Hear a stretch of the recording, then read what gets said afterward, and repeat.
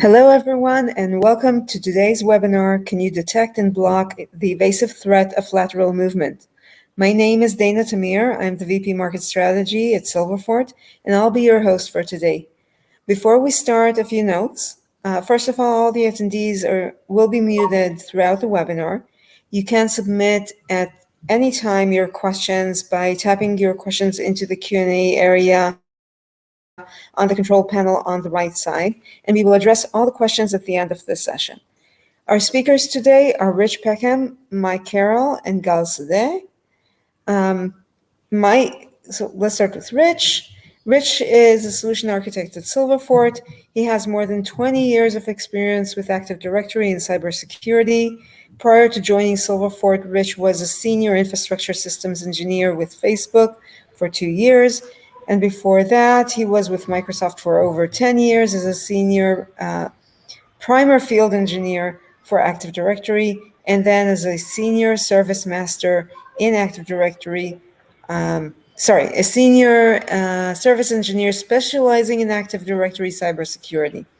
Rich is also a Microsoft Certified Master in Active Directory on Windows Servers 2008 and Windows Servers 2008 R2, and a Microsoft Certified Solutions Master in Windows Servers 2012. Rich is also the author of the Silverfort blog, The Hidden Dangers of Shadow Admins, which we highly recommend reading.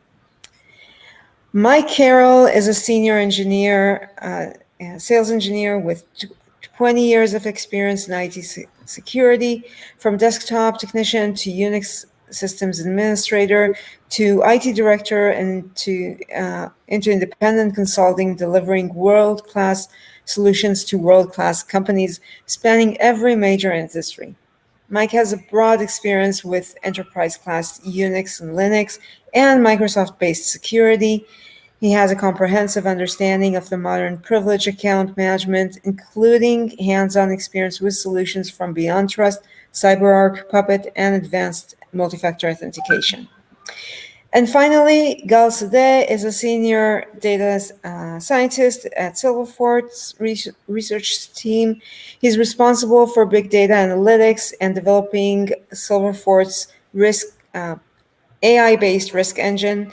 He joined Silverfort after many years of research and leadership roles at the famous 8200 Elite Cyber Unit of the Israeli Defense Forces.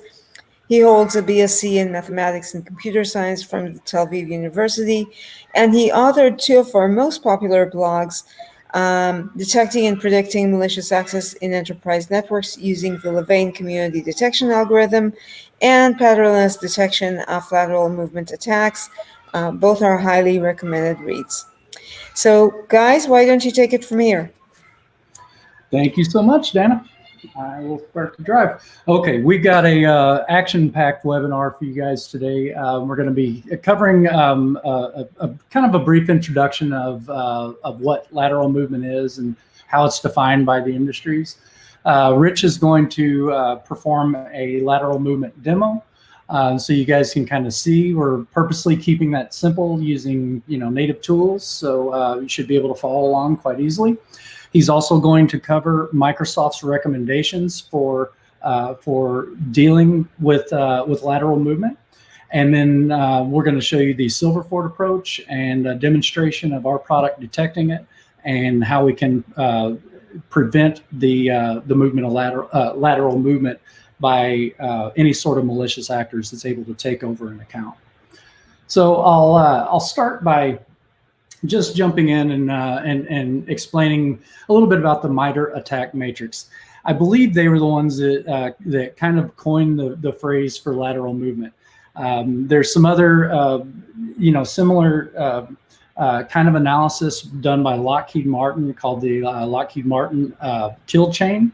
It's very similar, but if you have a look at from up to our red dot in the middle, everything from initial access all the way to discovery is really based on that initial foothold, gaining access to either a desktop or a server that's connected to the internet, a phishing attack, something that gets you access to those local systems. And then after lateral movement, is where all the damage occurs. That's where they're going to take over your domain, where they'll exfiltrate your data, where they'll cause problems, and sell your corporate secrets, everything else that comes on that side. But that lateral movement piece, the part where they're actually moving from that initial foothold into the the next phase of the attack, is a critical juncture. And that's really where we're going to spend our time focusing today. And the techniques that I think are going to be most relevant for this talk are the ones that I've explained here. Most of this is going to be about lateral movement within the Windows environment. So, according to MITRE, there's different things that mean lateral movement. Essentially, if you've got a username and a password that's not yours, and you're logging in somewhere else with that, that is lateral movement with the account. It's kind of out of our focus for today, but this is what we're going to be covering, are these the lateral movement techniques that we're describing here.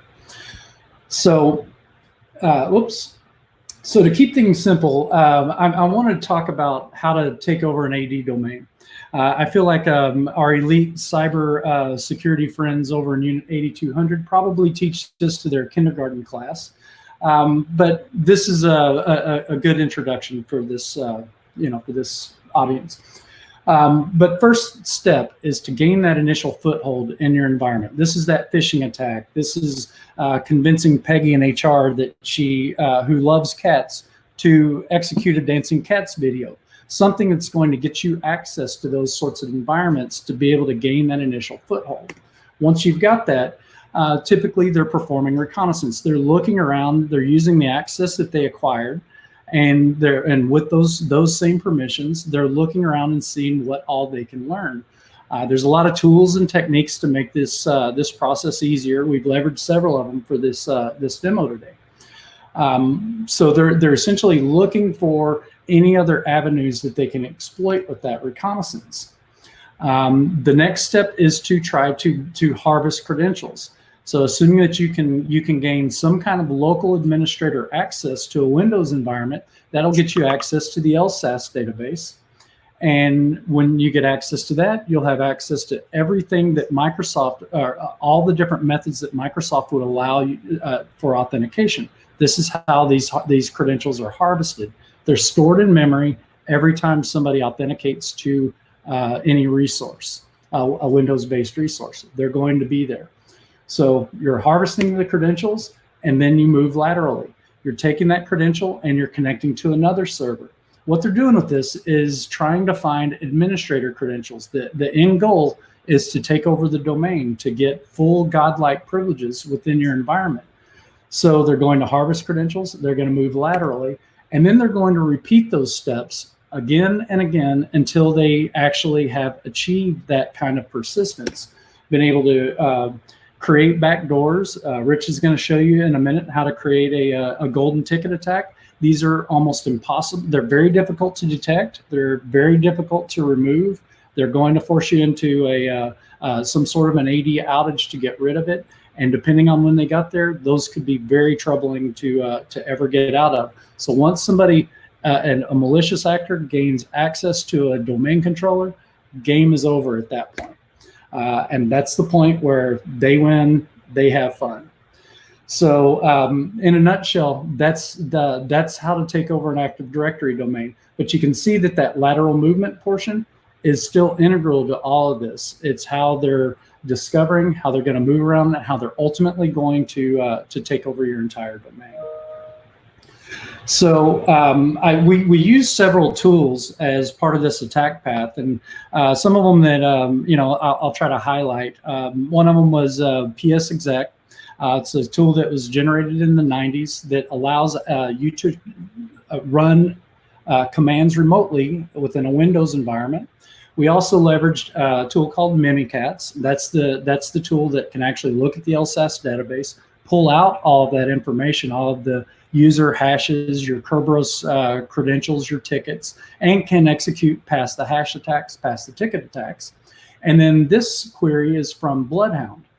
Bloodhound, all it needs is read-only access to your environment, And with that access, it can extract all of your privileged users. It unrolls all of your domain groups. It can even, if you've got an authenticated account, when you do a scan, it can tell you everywhere in your environment where one of those credentials has logged on. So in other words, this is making that whole lateral movement piece where you are repeating steps 3 and 4 over and over until you find domain admin. It's providing the shortest path to domain admins. So, log on to server 1, harvest credentials there. You should have a hash there that gets you to server 2, harvest credentials there. You can own the domain from it. So it's all about finding these paths. So we really considered doing a deep dive into some of these tools, but to save time, we're just going to summarize them like that. And now Rich is going to jump in and show you guys how to actually perform lateral movement using Microsoft native tools and some of these tools that I discussed. So take it away, Rich. Thanks, Mike. Yeah, so as I'm sharing my screen right now. As Mike was saying, there are a number of ways that we could show or demonstrate lateral movement. The way that I chose to do this is a number of, so actually, let me rewind. Normally when you watch webinars and you see people demonstrate lateral movement, you see them using Mimikatz, and then from there, they'll pass the hash as somebody else. And then they'll use something like Mimikatz, or they'll do like beacons to another server, or some of the other attacks. What I wanted to do is I wanted to kind of focus on some of the more out of the box ways of laterally moving using Windows native stuff. And also because a lot of the times when Mike does demonstrations for our customers, he uses some of the use cases for our product of things like blocking remote PowerShell or a remote registry or RDP. So I wanted to throw those into the equation. So the way, and also this is not designed to try to teach you how to use Bloodhound or really, how to use Mimikatz or any of that stuff. It just, a lot of the work has been done already, and I just wanted to kind of show the attack avenue or the way that we're going to do the attack. So I've used Bloodhound. I have already gone through the collection and the interrogation of the environment, and we have a few servers, and I have a username Bob. Bob is a administrator on a machine down here called APP1, and so I could do the option that Mike already showed, to find the shortest path to domain admins, or in the interrogation, you could say, I am Bob, how can I get to domain admins? And you map it out. And so it's mapped it out. This is the attack avenue. So I am Bob, I am an admin on this machine here. Currently on APP1, there's a session of Alice. Alice is also an administrator of CArcW3. And on that machine, we have a session for server admin. Server admin is an administrator of RD16.2, and on that machine is Mike. So that is going to be the attack vector that I'm going to use, and I'll show how that's going to look. So here I am logged into APP1, and I'm going to first show, I have this scripted out to make it a little quicker as we go through the hops, but I want to show just a real quick demo of how you would do this with Mimikatz.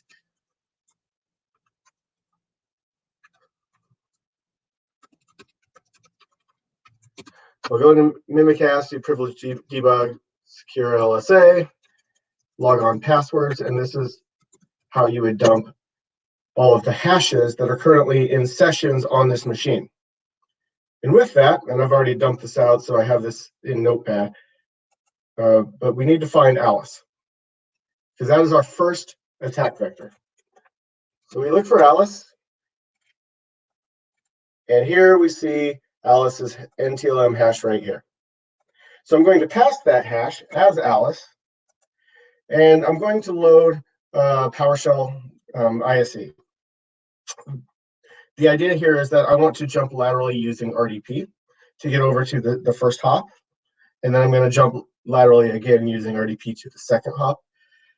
So to do this, secure LSA, pass the hash, user is Alice. Oops, domain is AD.A, I think there's a semicolon, AD.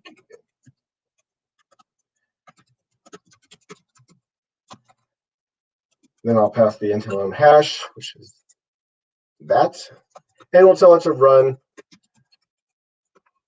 PowerShell ISE.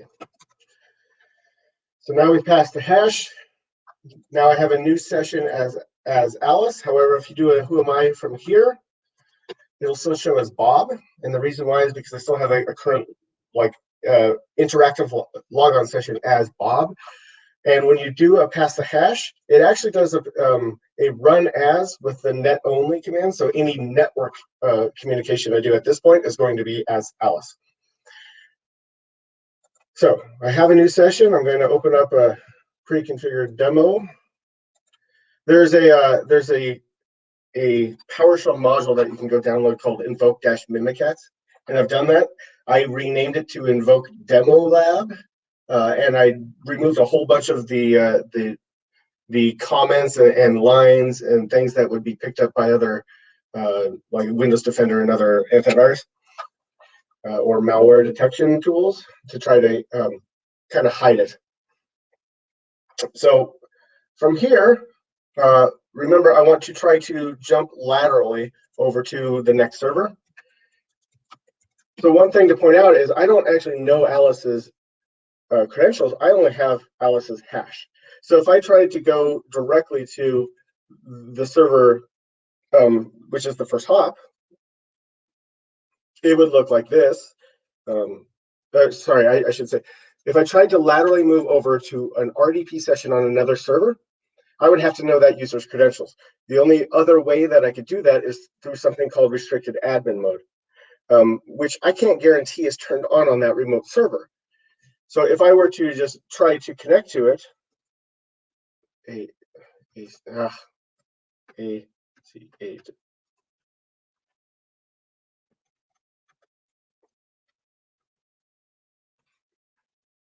Carc W3 in restricted admin mode. I had it in the window up above. I should have done that. But anyway, you would get this error message here that this account restrictions are preventing you from signing in. This is an indication that restricted admin mode is not turned on that server. It has to be turned on. So in order to get around that, what I'm going to do is use remote PowerShell. I'm going to enter a remote session over to that machine as Alice. And then I'm going to turn on restricted admin mode through remote registry. And by the way, in the other hops, I've already turned this on by default to speed things up in the demo. Now it's turned on, so now I can just redo that command, and I have a session now to Carc W3 as Alice. It's a rinse and repeat at this point. I will, again, dump the credentials. I will get access to the hash of server admin, and then I will, from there, move over to RD16.2 where I can dump SA Mike. So let's speed this up a little bit.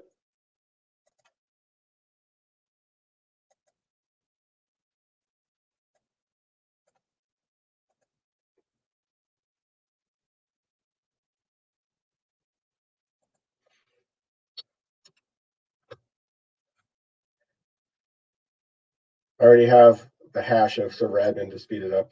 But same kind of thing, you would go through, you would copy this data to like a text file, you would do a search, you would find server admin, you would get the hash, and then you would execute your pass the hash.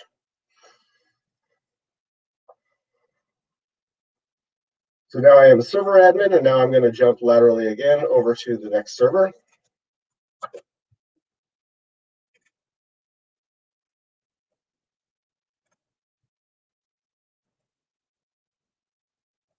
I already turned that on. I don't know why I did that.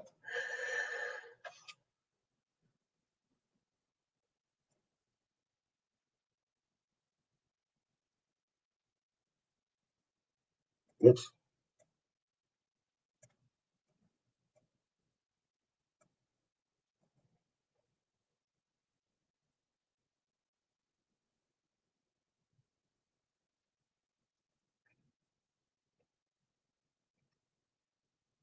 Mike, I'm logging you off. Kick me off, Rich. Sorry about that.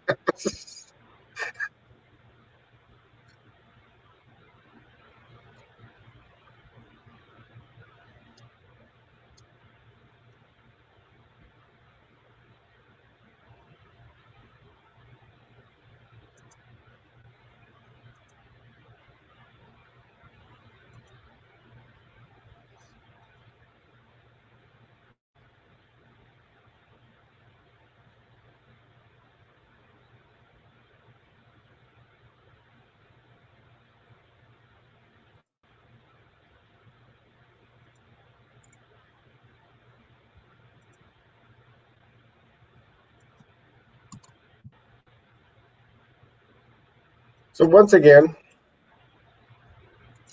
we'll dump the creds. By the way, this top line here, the set MP preference, is to turn off real-time monitoring on Windows Defender.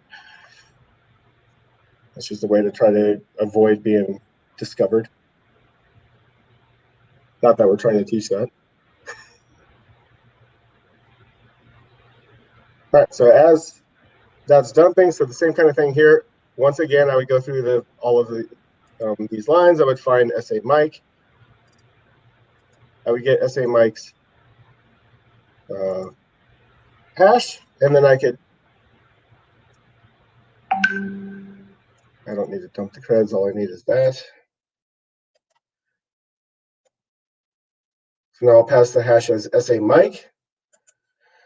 And at this point, I now am a domain admin, and I have the keys to the kingdom. So from here, I can do anything that I want. As an example, I could create a new domain admin account.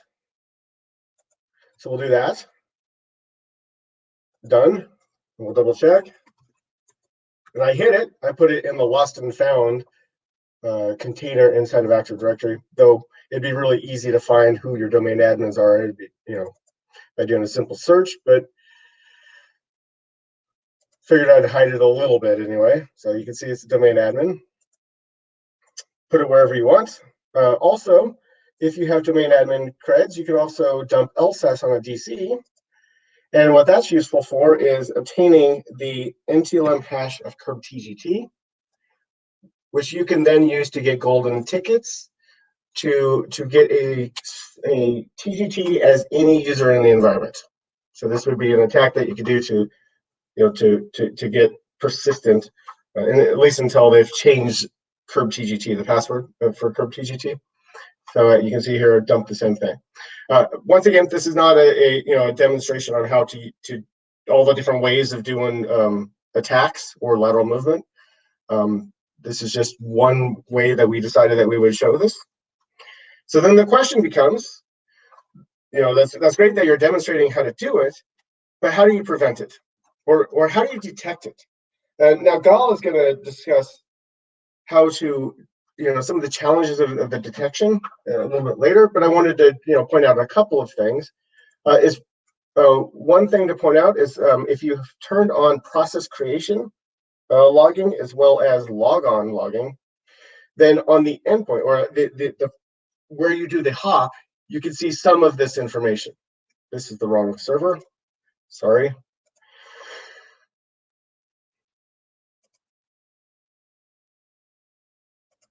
I don't want to steal too much of Gal's thunder, so I'm just going to point out some of the areas where you might be able to detect this.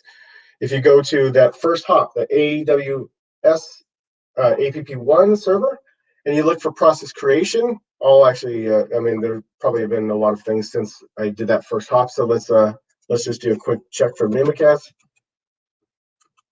So if you have process creation logging turned on, then you can see that Bob ran Mimikatz. And also you can see that, wrong one.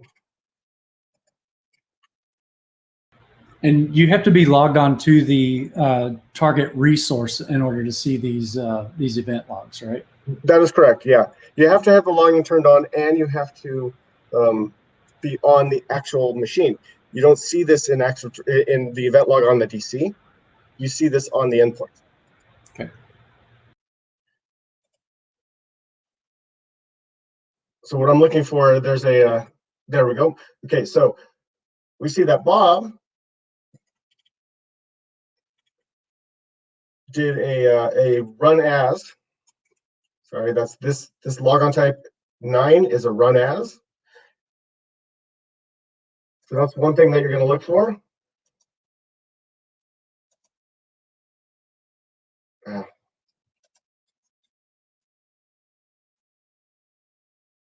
There's a logon 4624 that I'm looking for. Let's just filter the current in.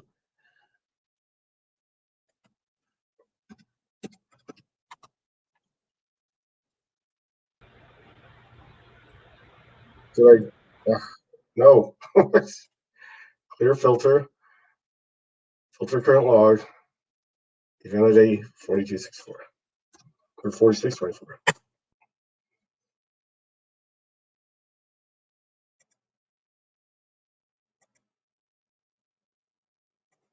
That is an RDP session. Yeah, see, I'm proving that it's a little bit difficult to find it. So with the logon, what you should see is that Bob did a run as network logon type of 9 and ran something as a new logon of Alice. And normally I see that, but for some reason, of course, in this demo, it's not showing it. So anyway, those are some of the challenges. Gal's going to get into to other challenges of detecting the lateral movement when it comes into all of the amazing things the work he did in detecting it. But let's talk about some of the Microsoft recommendations about how you might mitigate that or prevent that from occurring. I'll stop sharing. We'll go back to this slide deck. Where's the slide deck, Mike? Thank you. So all of that lateral movement that I just did was because I had a write on the machine. Well, first of all, I was an administrator of the write. In order to do that LSAS dump, you have to be an admin. And more importantly, the write that you need is something called SE debug privilege. So administrators get this by default, and you can also delegate that to certain users where they have the ability to debug programs that are not being run or executed by you. And that's the privilege SE debug, SE debug privilege. And once again, you get that through being an administrator. So one of the ways that Microsoft says to avoid this is to have 0 administrators and leverage something known as a tiered administrative model, or the Active Directory tiered administration. And that administration talks about 3 different tiers. You have a tier 0 level, which is all of your keys to the kingdom admins, your built-in administrators, your domain admins, your enterprise admins, your schema admins, arguably server admins, as well as possibly even your Exchange administrators, depending on the level of rights that your Exchange servers have. Then there's tier 1 admins, and these are the administrators of your servers out there in the infrastructure. And then your tier 2 administrators are the administrators like your help desk that have access to the desktops themselves. And when you do this separation, the idea is that your tier 0 administrators can only authenticate to tier 0 assets. The same is true of tier 1 and of tier 2. You don't want your tier 0s or your tier 1 admins to be able to log on to DCs, because then we have like an issue with the tiered separation. And you also don't want your tier 0 administrators to log into tier 1 servers, because then your credentials are going to be stored on the tier 1 assets. So you really want to separate it so that each tier can only access the servers in their own tier. Once again, this is not going to be an in-depth conversation about how Microsoft recommends the red force concept or the tier 0 in any of that stuff. It's kind of more of a 30,000 foot overview, but some of the recommendations are going to be just real quick. Microsoft recommends that you have separate accounts for your lower priv and your higher priv. So separate out your admin accounts into their own user accounts. Make sure that you gate them with a smart card. So make sure that you mark it a smart card required from the active logon. And if these accounts are connecting to some cloud resource, use MFA for that. Also, on your servers, make sure that we have, if you can, make sure that there are 0 persistent admins. What this means is remove any of the nested groups that you have on your servers from being persistently members of the local administrators group. You can leverage things like just-in-time elevation, which you can get natively in 2016, or you can use third-party program products out there that can buy you the just-in-time elevation, where I've elevated, or I'm eligible to elevate my account to be an administrator of a server for a X amount of time. And once that time expires, then I get removed from being an administrator of that machine. Also, make sure that you're using local administrator password solution, or LAPS. One thing to point out, though, is LAPS, when you download it from Microsoft, when it stores the password for the local administrator, it stores it in clear text. It is a confidential attribute in Active Directory, but it does still store it in clear text. There's a solution out there that does an encrypted version. It's called ADM PWD. But the native, out-of-the-box solution stores it in clear text. More to the 30,000-foot overview. Other things that you'll need to do if you want to try to secure your environment. Make sure that you have few administrators, or none. I'm actually of the opinion that we can get by on day-to-day operations with 0 domain admins, as long as the right delegation is in place. The infrastructure that is required to build out a tier 0 environment requires that you have a complete and total isolated infrastructure. And building out that infrastructure means that you have to have a clean source principle, where we build out all of our servers and our operating system. The whole infrastructure is built using known good source media. So it's clean room installation, essentially. Where we can do detection, we can do, make sure that we check the code to ensure that it hasn't been changed in the process of downloading. We also want to make sure that when we're connecting to our tier 0 resources, we're using tier 0 administrative workstations. These are PAWs or SAWs, which is privileged access workstation or secure administration workstation, depending on who you're talking to. And then, like I said, it's a separate infrastructure. So this means that you have to have your own ADDS, your own PKI, ADCS. You want to have your own Windows Update solution. You want to have BitLocker and MBAM. You want to have some way of deploying code that is secured and only accessible by the tier 0 admins, which means that we use DSC at Microsoft. Other options are things like Chef. SCCM will keep you up to date, with all of your applications and stuff like that. You need to have a monitoring or auditing solution. Use MIM for your just-in-time elevation. Well, this is if you're going to go the Microsoft way. On your workstations, your secure workstations, your servers, make sure that you're using Credential Guard. Credential Guard, we're not going to get into too much detail here, but what this does is it separates LSASS or LSAS. So like the user dumpable LSAS does not contain all of the secrets. That lives in an LSA ISO, or a separate image of LSAS that can't be dumped through things like Mimikatz. And if your entire infrastructure is on a virtualized machine or on virtualized machines, it would be recommended that you use shielded VMs or some sort of encrypted VMs. Host Guardian service and shielded VMs is the Hyper-V version. There are others out there. And then extra things like App Blocker, IPsec. Make sure that you have some sort of attestation policy where say once a year, we reattest that the user needs access to these just-in-time elevation groups. And make sure that you're auditing and logging all of this access, like the work that we just did in this demo with PowerShell. If you have PowerShell transcript logging turned on, then we would have caught this through there as well. So that's kind of in a nutshell. So let's So hand this back to basically, Mike. Microsoft's basically saying that we have to re-architect the whole environment to protect against something like that. Yeah, and real quick note, all of that infrastructure requires a re-architecting, and you might have some sort of policies in place where only full-time employees can access this environment. So now you have headcount that you have to worry about, and then this entire infrastructure and trying to lock it all down costs a lot of money, and so it's cumbersome for a lot of companies, and that's why a lot of companies shy away from it.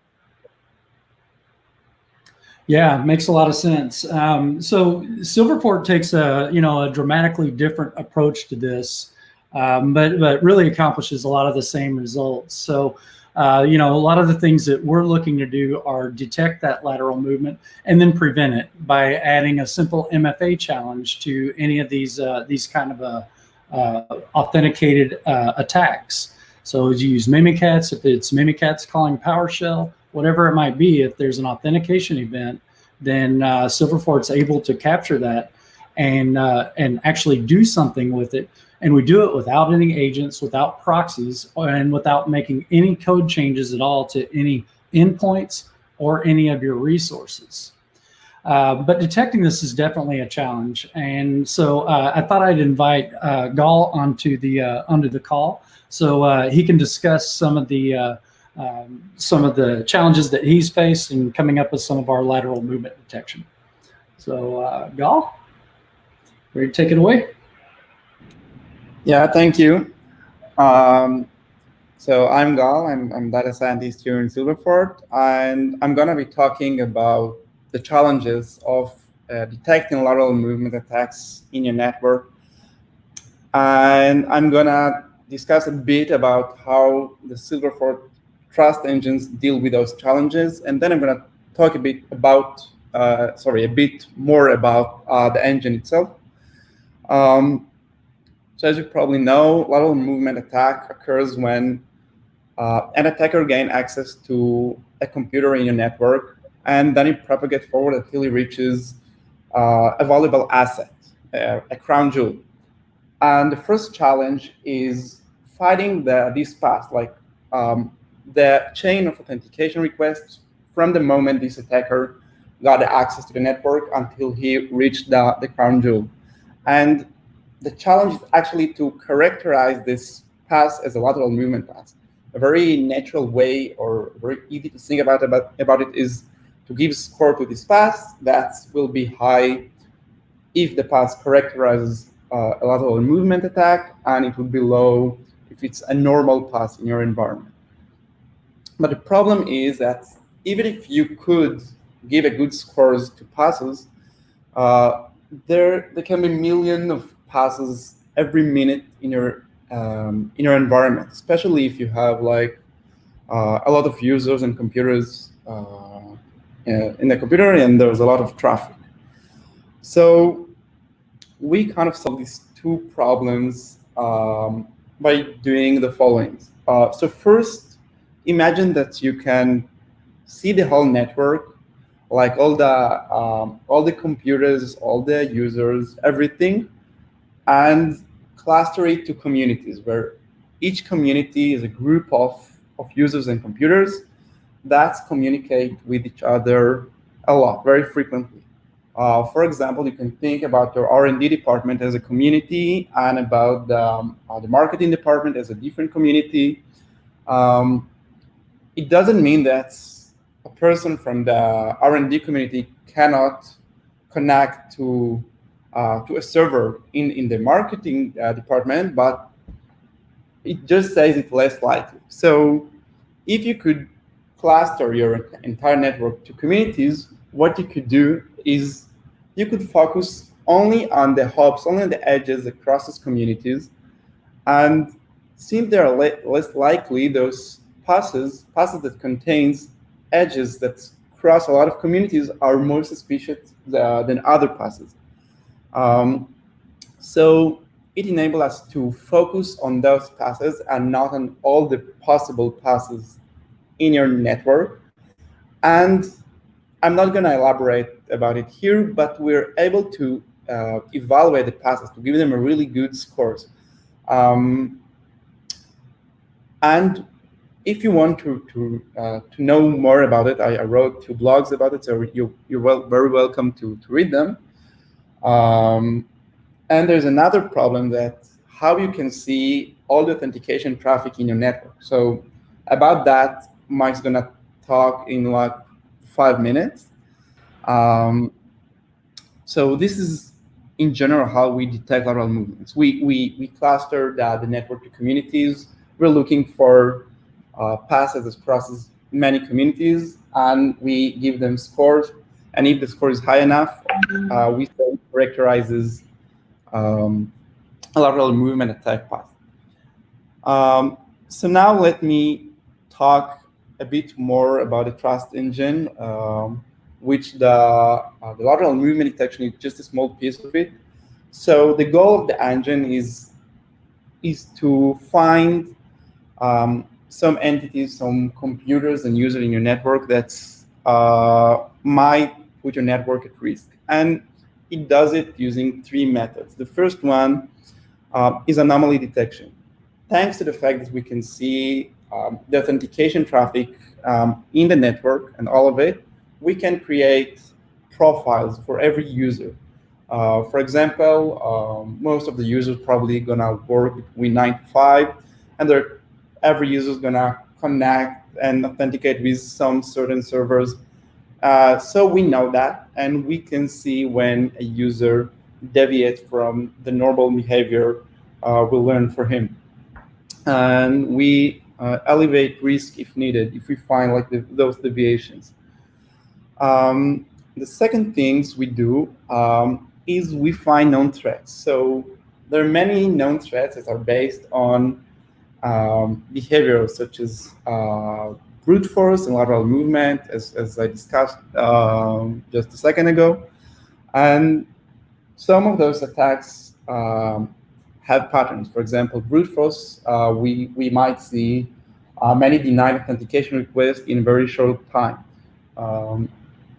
But there are some known threats that are not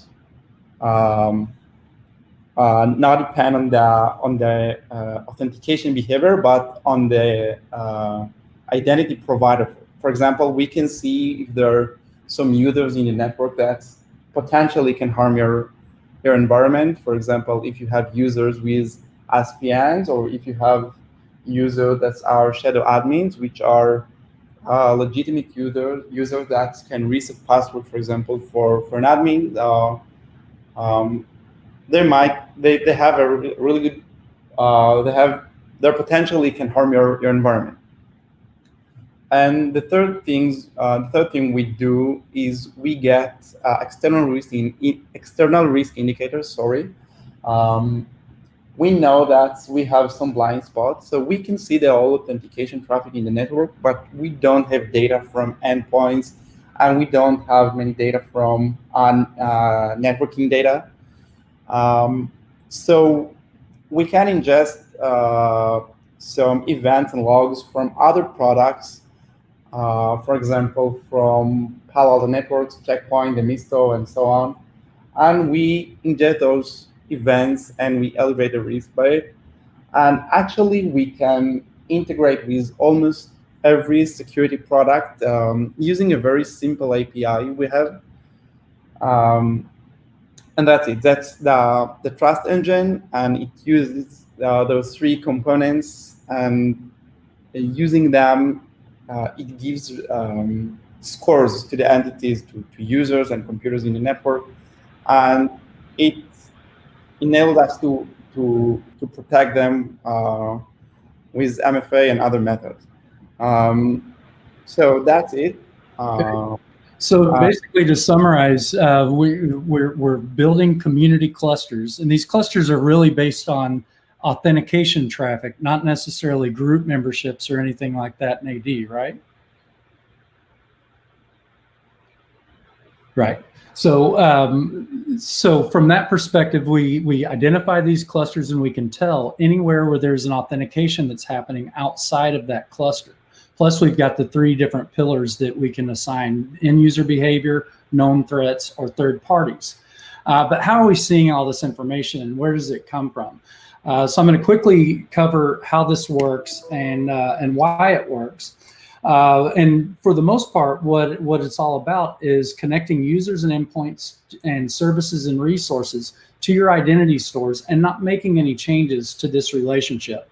So you're still going to authenticate to Active Directory or whatever your directory store is without changes. What we've done is we found a unique configuration that we can forward that traffic to our infrastructure in real time.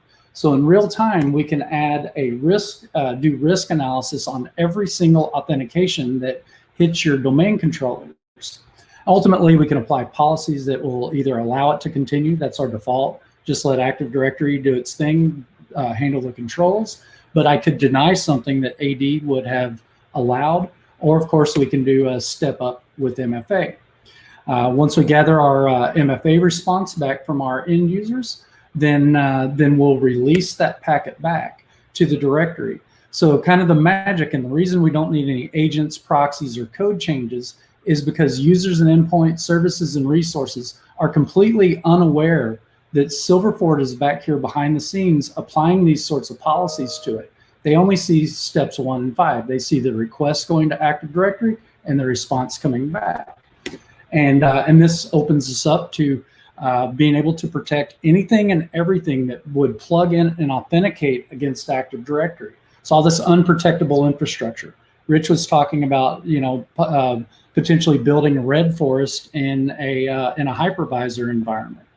Usually hypervisors are only protected with single factor auth, unless you're leveraging, a tool like Silverfort. And I think we may be the only ones on the market that can protect those. So, this is critical infrastructure and things that can't be protected otherwise. So let me just stop with all the slides, and I'll show you guys what we have managed to detect so far. Let me get my other screen shared. Okay, so you're now looking at the Silverfort console, and you can and I can dig in and look at some of these insights. These little white dots that you see are actually authentication messages that are being sent from the directory. They're being processed by our infrastructure, and then they're connecting out to those other resources. Most of this you see them just flying through the allow. So that means that, again, we're letting AD do its thing. But sometimes the dots will go to deny or up to MFA, and that means one of our policies captured it and we were able to do something with it. This is an eye candy page. Our real insights are going to come from our insights page. And from here, you can quickly see some basic information about your environment. You can see specifically who's in your domain admins group. You can tell in the last 7 days it's increased by 1. Privileged users has gone up by 2. We're also highlighting shadow admins, the people that can reset those passwords, but they're not in these groups, and administrators with a service principal name set. These are susceptible to Kerberoasting attacks, so we call those out. A lot of other information is here too. Other things that we're learning about your environment, like service accounts. We can automatically identify these things based on their behavior.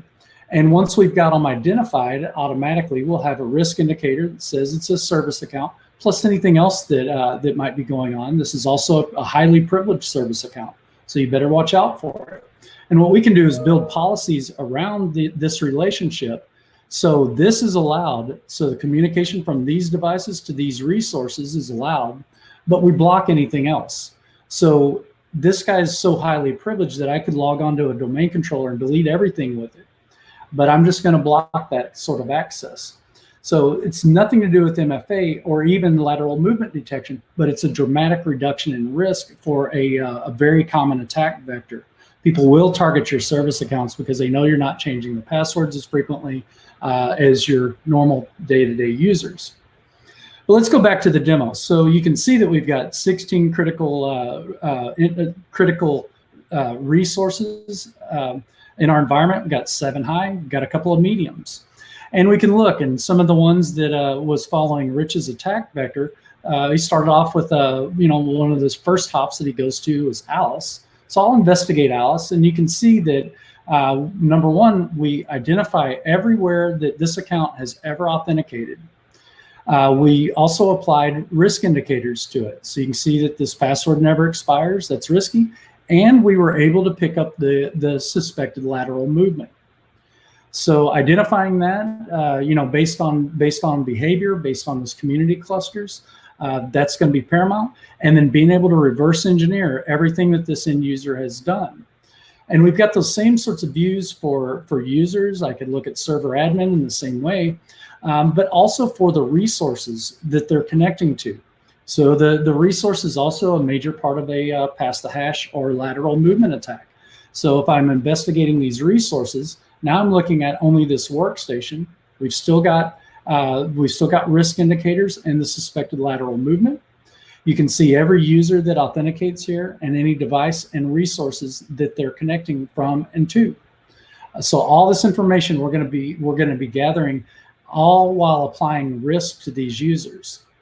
So from a usability standpoint, right now I'm still not protecting anything. So if I summarize what Rich has done, I'll just perform. I've scripted it out, but I've got a simple pass the hash attack. So you can see I'm starting off life as Mike. I'm on RD16, and then when I hit enter, it's going to perform the attack and then build a connection. And now I'm connected, and I've taken over the account for Alice.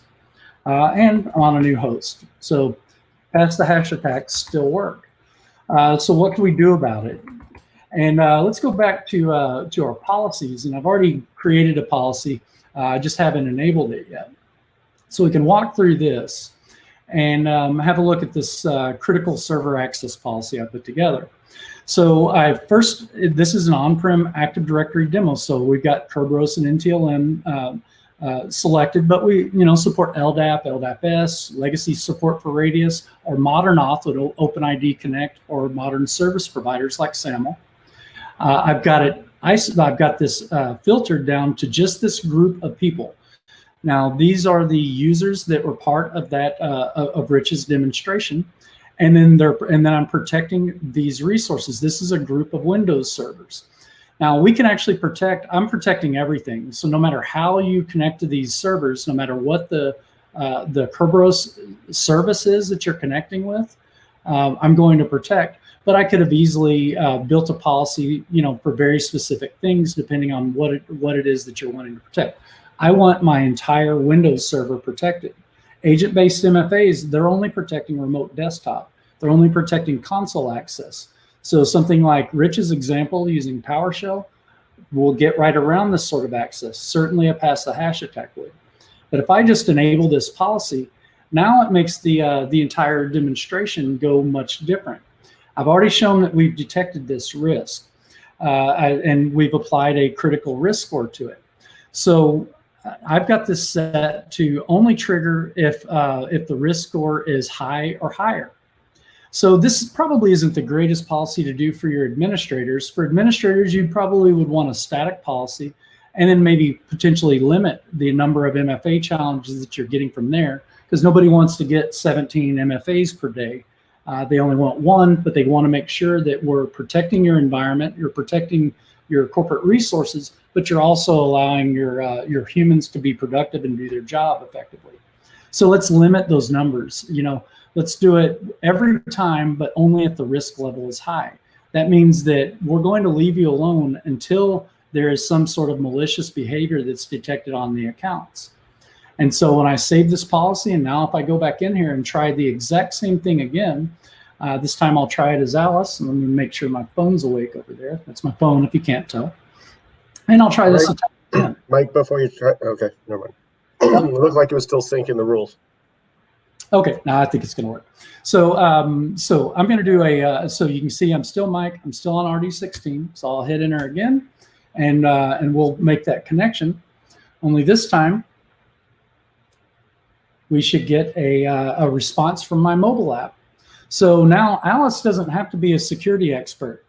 If this was somebody else that's taken over her credential, all she has to do is either ignore this transaction or just know that I'm sitting in Starbucks right now and I'm not doing anything. I'm getting a risky authentication message, so let's block it. And when we block it, the threat is immediately denied. We just stopped lateral movement. I stopped the very first step. But I mean, we can stop them all if they were able to get past that first one. Well, there's the second one, same sort of attack. It's still going to do past the hash. Now I've paired this account with my phone. That's why they're all displaying here. But again, now server admin is getting a message that there's lateral movement. This looks like a risky authentication.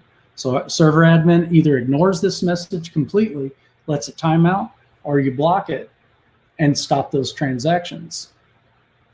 So I think I've demonstrated very quickly how the whole conversation really dramatically changes when you can, number one, see all these authentications, see every bit of traffic that's occurring in your environment, all this machine-to-machine communication, knowing where your service accounts are, knowing where your high-risk users or users with a lot of access rights are, and understanding where your risk is and being able to limit that behavior by just applying some simple policies.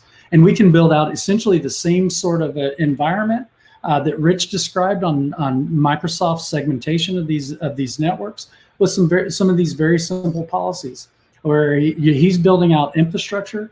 We're building a couple of policies over here to make sure that we are protecting your environment, but then allowing your people to still operate efficiently, balancing security and productivity. It's always going to be tantamount. And that's about all I had to show you guys. So I know we're about out of time. I have 4 minutes left. We can go a little bit over, but I wanted to leave the remainder of the time and see if you guys had any questions for any of us. Wonderful. Thanks, Mike, Rich, Gal. It's been enlightening so far. We do have a few questions, so I do want to start addressing them. The first one is, how much time does it take for the AI engine to learn? So I'll take that. So actually, the AI engine learns all the time. It takes like 2 to 3 weeks to be effective. I haven't discussed much about how we cluster the network to communities, but the community clustering works better when the engine sees data from like 2 weeks, but it works immediately. But the results you might get some false positive at the beginning. I hope it answers the question. I typically see something meaningful right after we turn on the solution. Usually you'll find something in those insights right away. But like Gal says, it's going to get better over time. We see so much traffic, because we're sitting behind AD, we're seeing probably 200 to 400 times more traffic than other end user behavior programs, mainly because we are behind the directory. We're seeing all that authentication where they're sensor based. They've got agents that are deployed somewhere, or they've got a span port configured on a switch, so traffic on that switch they can see. But it's always sensor based, and they're not going to see everything. So maybe our mathematicians are better, but definitely the amount of data that we see is better, and your AI is only as good as that the information that you're going to get from that. So do you have any other questions for us, Dan? Hopefully that answered it. Yeah, maybe a clarification about that. I mean, once we have classified, like we have communities, the detection is immediate. And we have we cluster the network to communities every time. Like we improve the clustering, but we have it like from the moment we deploy Silverfort. That's it. Okay. Any other questions? Yes. Hey, sorry.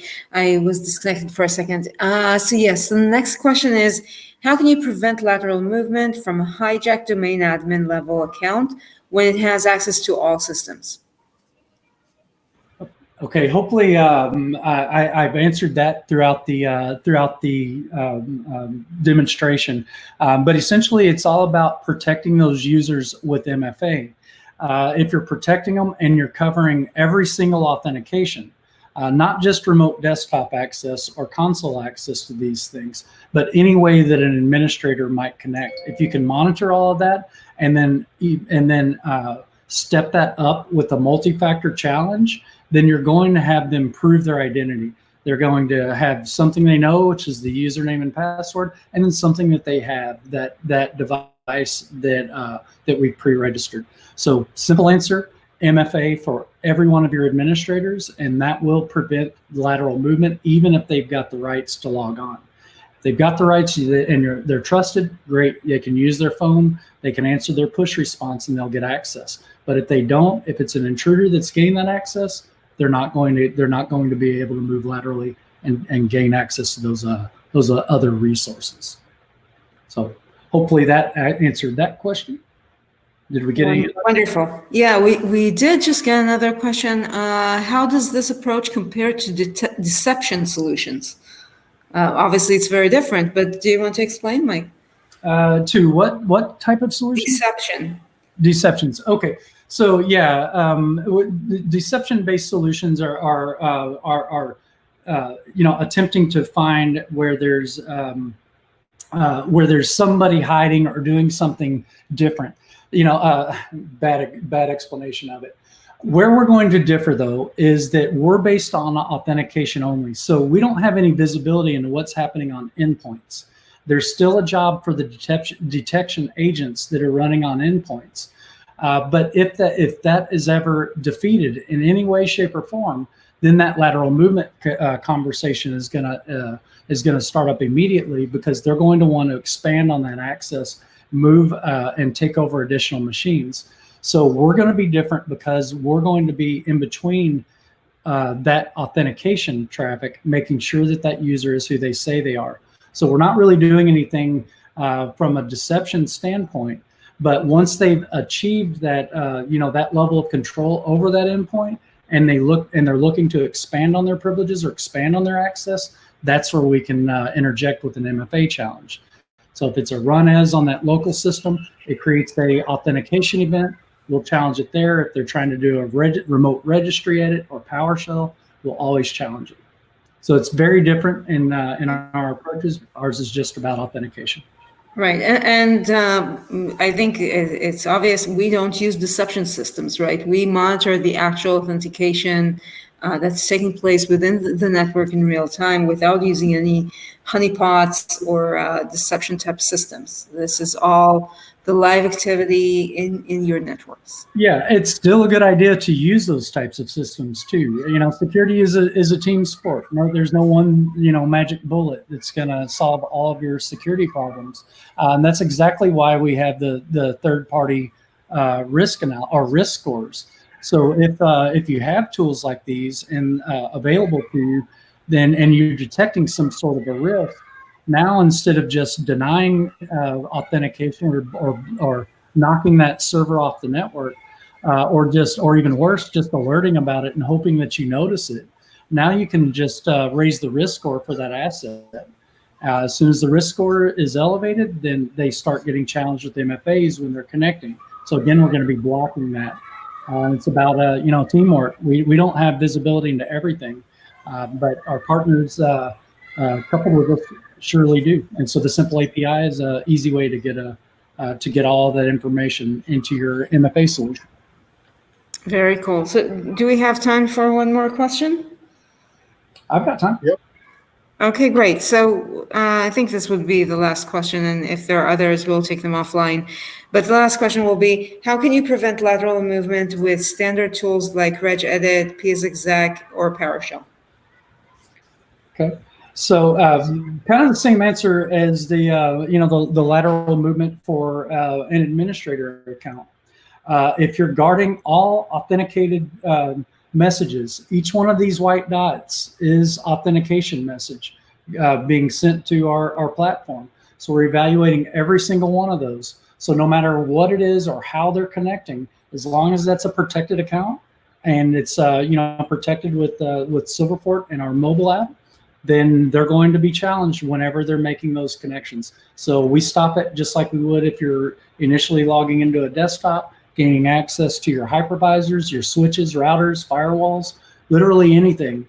it's authenticating against Active Directory, I can put a policy on and protect it with MFA without agents, without proxies. Wonderful. So with that, I think we will stop the webinar here. Again, thank you, Mike, Rich, and Gal, and thank you everyone for attending today's webinar.